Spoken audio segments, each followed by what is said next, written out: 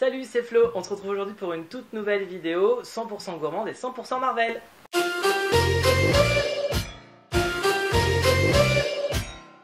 Salut, alors aujourd'hui ça va être la première recette que l'on va faire sur ma chaîne. J'ai décidé de vous proposer plein de recettes sur ma chaîne.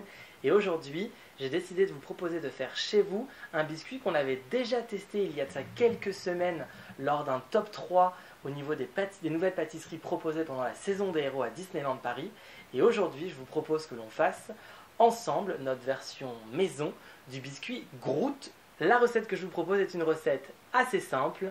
Elle se fait en 4 étapes. Première étape. Pour réaliser la pâte sablée, il nous faut 250 g de farine, 120 g de sucre en poudre, 125 g de beurre mou, une cuillère à soupe de cannelle, un sachet de sucre vanillé et un œuf. Dans un grand bol, versez la farine, y ajouter le sucre, ajouter la cannelle et enfin le sucre vanillé. À l'aide d'une spatule, mélangez le tout, ajoutez le beurre mou sans remuer. À l'aide d'un robot mixeur ou d'un batteur électrique, battre la préparation jusqu'à ce qu'elle ressemble à du sable. Puis, ajoutez un œuf.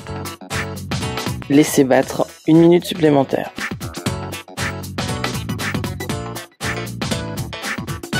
À l'aide d'une spatule, rassemblez la pâte, formez une boule et la déposez dans un récipient que l'on va filmer afin qu'elle repose.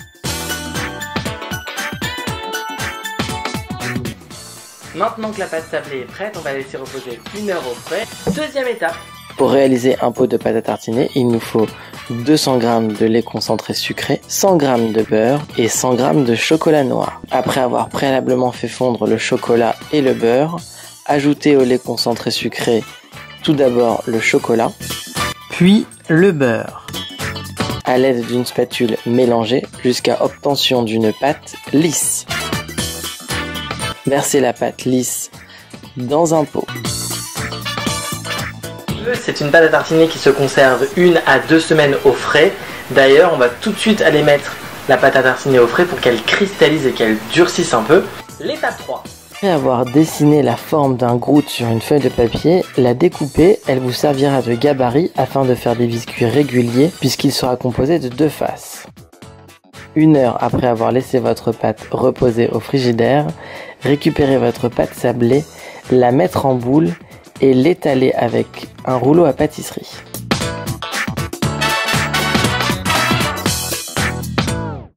Après avoir déplacé sur une plaque votre pâte abaissée à 2 mm, prendre le gabarit de Groot et découper des formes dans la pâte. Retirez l'excédent de pâte à l'aide d'un couteau à pointe. Dessinez le haut de la tête de Groot en fendant la pâte. Ne pas oublier d'ajouter une bouche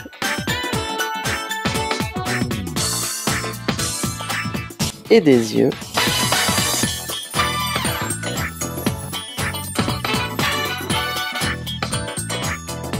Pour donner plus de caractère au Groot, ne pas hésiter à rajouter des petits bouts de pâte afin de former des sourcils.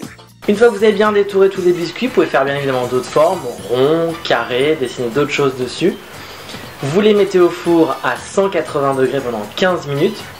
Lorsque vous voyez une petite coloration sur les côtés des biscuits, ça veut dire qu'ils sont cuits.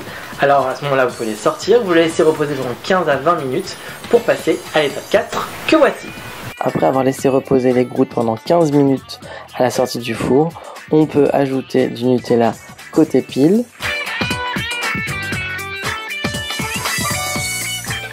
Et côté face.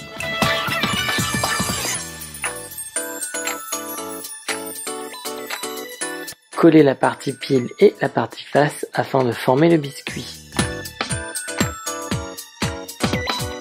Nous allons utiliser le Nutella aussi comme une colle afin de faire tenir les yeux que nous réalisons dans cette vidéo à partir de Smarties.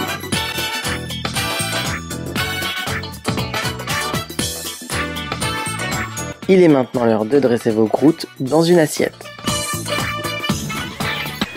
Voilà, j'espère que cette vidéo vous aura plu. N'hésitez pas à personnaliser vous-même vos biscuits. Comme vous avez vu, j'ai fait des petits ronds avec le reste de pâte.